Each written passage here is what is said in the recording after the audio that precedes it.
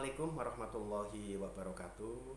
Selamat berjumpa kembali dengan mata pelajaran Bahasa Indonesia.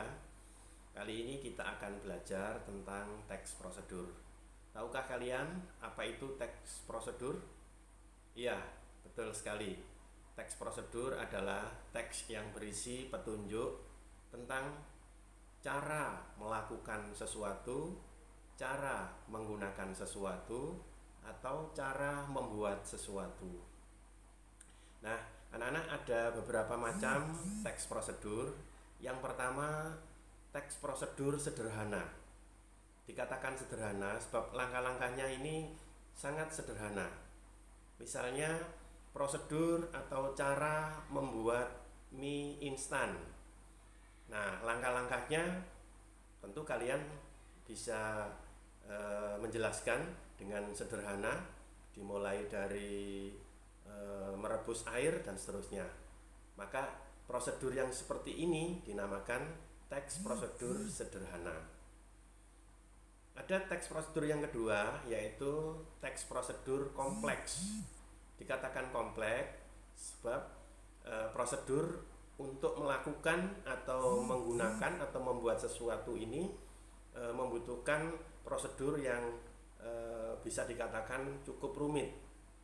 Misalnya prosedur untuk mengurus SIM.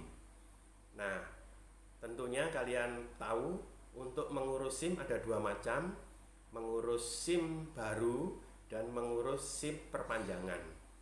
Nah, langkah-langkahnya tentu ada beberapa yang dilakukan.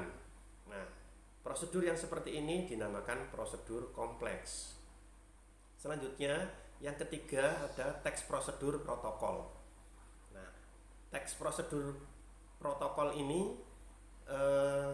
langkah-langkahnya tidak harus dilakukan secara berurutan.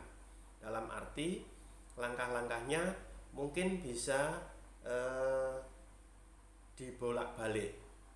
Misalnya prosedur untuk melakukan wawancara. Nah, prosedur untuk melakukan wawancara, langkah-langkah persiapannya bisa tidak berurutan. Itulah macam-macam teks prosedur. Selanjutnya, struktur teks prosedur. Yang pertama, tujuan. Tujuan ini berisi pengantar atau motivasi untuk melakukan, menggunakan, atau membuat sesuatu. Struktur yang kedua, langkah-langkahnya. Tentu tadi sudah kita pahami, langkah-langkahnya bisa dilakukan secara berurutan atau bisa dibolak-balik seperti pada teks prosedur protokol. Selanjutnya yang ketiga, berisi penegasan ulang. Di dalam penegasan ulang ini dikemukakan penekanan dan mungkin berupa ucapan selamat melakukan sesuatu, atau selamat menggunakan sesuatu, atau selamat membuat sesuatu. Itulah struktur teks prosedur. Selanjutnya, ciri-ciri dari teks prosedur. Yang pertama, menggunakan kalimat perintah. Jadi di dalam teks prosedur ini banyak menggunakan kata-kata imperatif atau kata-kata bentuk perintah. Yang kedua, menggunakan kata kerja aktif. Misalnya menyiram, membungkus, melempar, dan seterusnya. Yang ketiga, menggunakan kata penghubung, selanjutnya, berikutnya, dan lain sebagainya.